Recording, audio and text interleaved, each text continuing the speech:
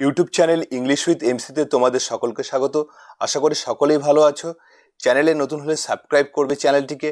ভিডিওগুলো ভালো লাগলে অবশ্যই লাইক কমেন্ট ও শেয়ার করতে ভুলবে না। চলো তাহলে শুরু করছি আজকের ছোট্ট ভিডিওটি। দেখো, টপিকে বলেছি স্ট্রং রুটস থার্ড সেমিস্টারে স্ট্রং রুটস তোমাদের কিন্তু একটি এপিজে আব্দুল কালামের যে অটোবায়োগ্রাফি উইংস অফ ফায়ার, সেখান থেকে একটা টেক্সট দেওয়া রয়েছে। সেই টেক্সটের কিছু এমসিকিউ গুরুত্বপূর্ণ প্রশ্ন, সেগুলো কিন্তু এখানে আমি উত্তর সহ আলোচনা করছি। ভিডিওটি না টেনে শেষ পর্যন্ত দেখবে বলে আশা রাখছি। APJ Abdul Kalam was born into a middle class dash family. তো এখানে যে অপশনগুলো দেওয়া রয়েছে, এখানে অপশনগুলো থেকেই তোমাদের সঠিক যে বিকল্প সেটা বেছে নিতে হবে।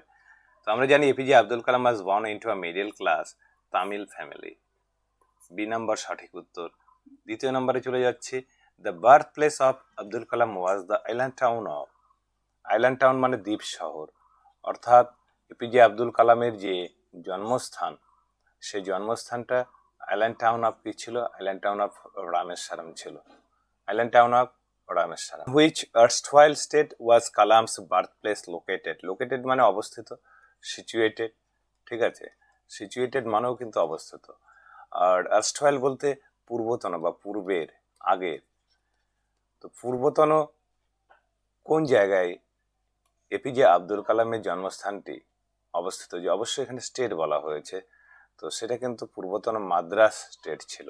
সেই সময় মাদ্রাস রাজ্যে তার জন্মস্থানটি কিন্তু অবস্থিত ছিল। কালামস ফাদার্স নেম ওয়াজ, কালামের বাবার নাম ছিল জয়নুল আবেদিন। আর আশিয়াম্মা এই ক্ষেত্রে মাথায় রাখবে, তার কিন্তু মাদার ছিল।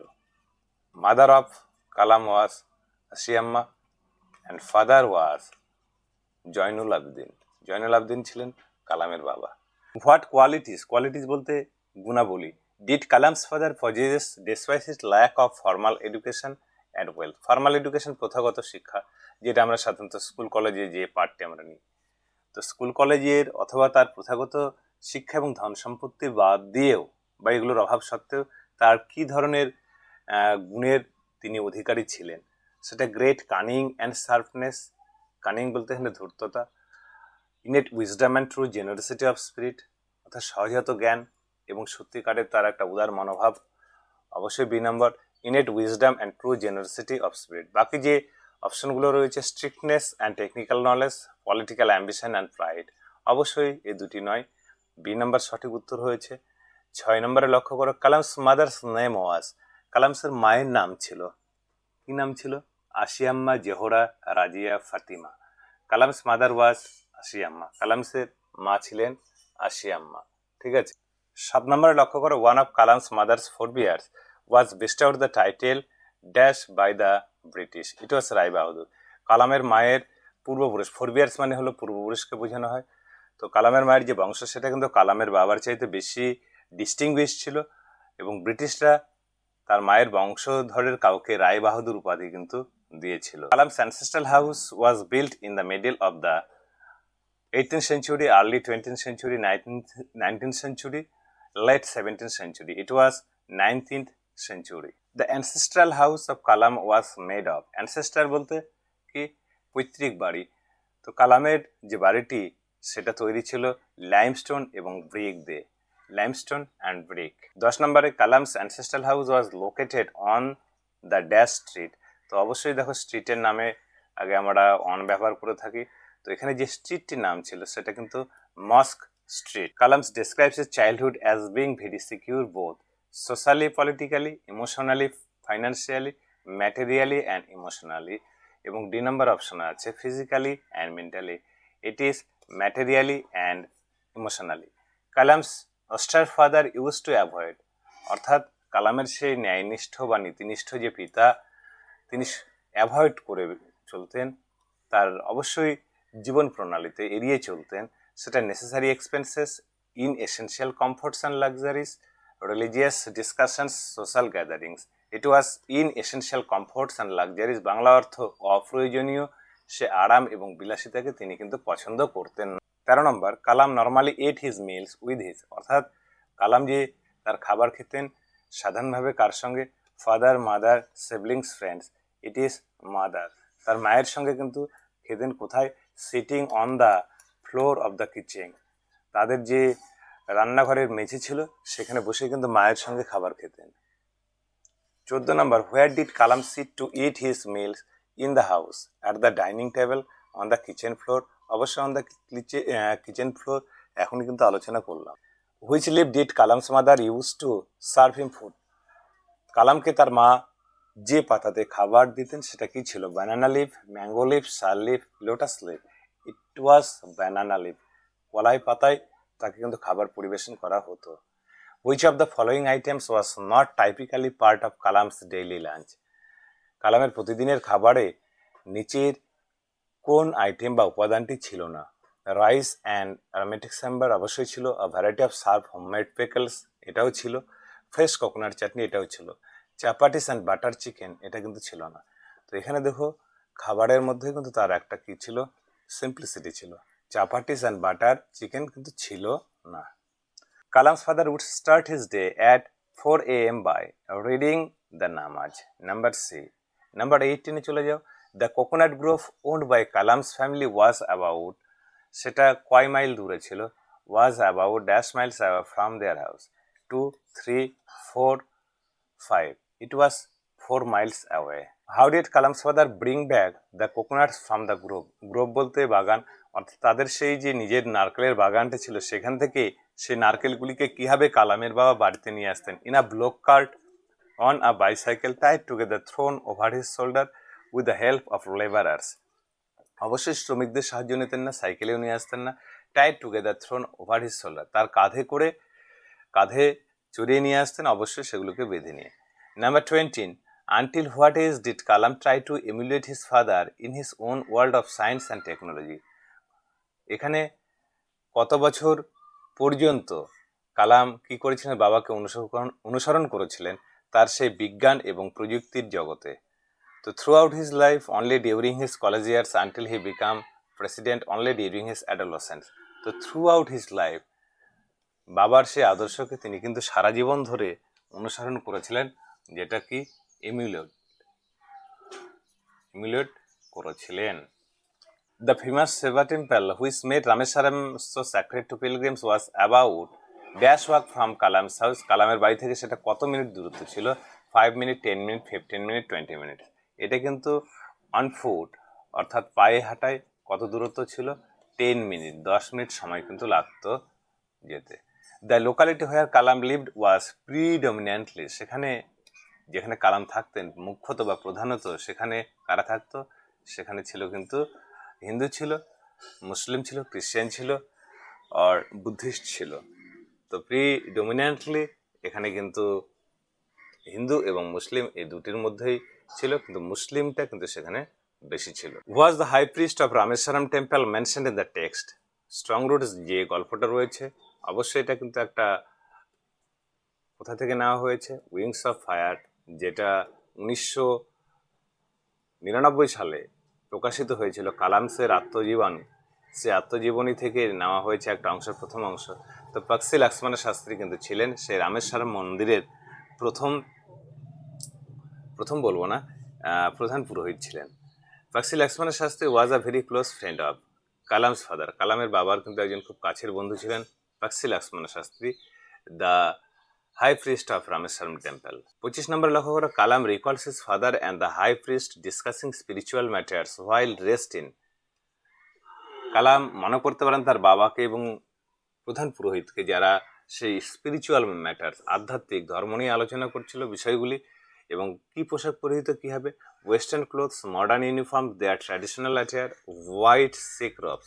তো it was their traditional attire. When Kalam was old enough to ask question, he asked his father about the relevance of prayer. অর্থাৎ কালামের যখন বয়স হয়েছিল, প্রশ্ন করার মতন বয়স, তো সেই সময় কালাম তার বাবাকে জিজ্ঞাসা করেছিলেন secrets of rocket science, relevance of prayer, অর্থাৎ এই প্রার্থনার প্রাসঙ্গিকতা, division of wealth, history of their ancestral house. The answer, relevance of prayer. According to Kalam's father, prayer makes a possible communion of the mind and body, spirit, between people, human and natural elements, past and present. Mind and body, মন এবং শরীরের মধ্যে একটা সংযোগ, communion বলতে সংযোগ, সেটাকেই কিন্তু বোঝানো হয়েছে এখানে। Kalam's father believed that when you pray, you transcend your body and become a part of the cosmos. B number. এই বিশ্ব ব্রহ্মাণ্ডের তুমি কিন্তু অংশ হয়ে যাও। কালামসের বাবা বিশ্বাস করতেন যখন তুমি প্রার্থনা করো এবং তোমার শরীরকে তুমি পরিবর্তন করো, রূপান্তর করো এবং কি হয়ে যাও, become a part of the cosmos. 29 according to Kalam's father the cosmos knows no division of, অর্থাৎ এই বিশ্ব ব্রহ্মাণ্ড কি মানে না, কিসের বাধা মানে না, wealth, age, caste and Creed.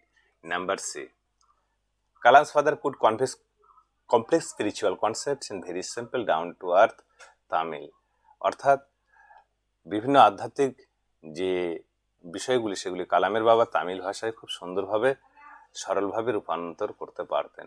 What did Kalam's father believe about every human being, প্রত্যেকটি মানুষের ক্ষেত্রে কালামের বাবা কি বিশ্বাস করতেন? They are completely independent creatures, they are a specific element within the whole of the manifest divine being, they are bound to fail without formal education, they are driven purely by material needs। অবশ্যই কিন্তু তারা specific element, B number যেটা দেওয়া রয়েছে, specific element within the whole of the manifest divine being. According to the text, when troubles come, one should try to understand the dash of your sufferings, absolute end, financial cost, relevance, social stigma. It is relevance।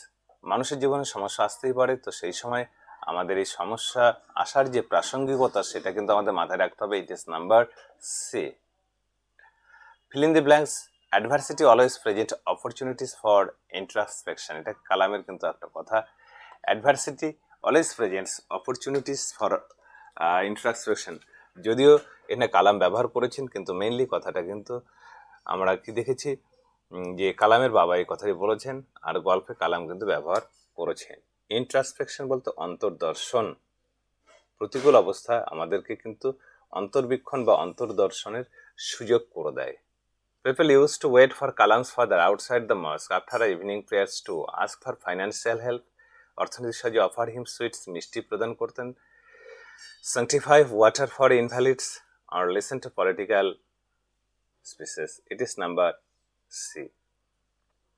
How did Kalam's father bless the water brought by people in bowls? By pouring a special solution into it, by dipping his fingers into it and saying a prayer, by exposing it to sunlight, by filtering it through a clean cloth, by dipping his fingers into it and saying a prayer। অর্থাৎ তার আঙুল সেখানে ডোবাতেন সেই জলের মধ্যে এবং সেখানে একটা প্রার্থনা করতেন। When people came to thank Kalam's father after being cured, he always told them to thank himself for his prayers, the doctors at the hospitals, Allah the merciful, the temple priest। অবশ্যই আল্লাহকে, সেই দয়াবান আল্লাহকে ধন্যবাদ জানাতে বলতেন। What did Kalam's father say to people who came to him in distress? He told them to give up and accept defeat. He explained that he was a helper trying to propitiate demonic forces within prayers. He told them to go to a modern hospital instead. He advised them to ignore their fate entirely. He explained that he was the helper trying to propitiate demonic forces within prayers. Kalam's father believed his own role in helping distressed people was অর্থাৎ কালাম সেই দুর্দশাগ্রস্ত মানুষদের যে তিনি সাহায্য করতেন, তো এই ক্ষেত্রে নিজের ভূমিকাকে তিনি বিশ্বাস করতেন কি হিসাবে, highly professional job, way to gain absolute control over the town, go between role, go between মানে আমরা জানি মিডিয়েটর, মধ্যস্থতাকারী। That was not the correct approach but to ultimate financial prosperity. Number C কিন্তু সঠিক।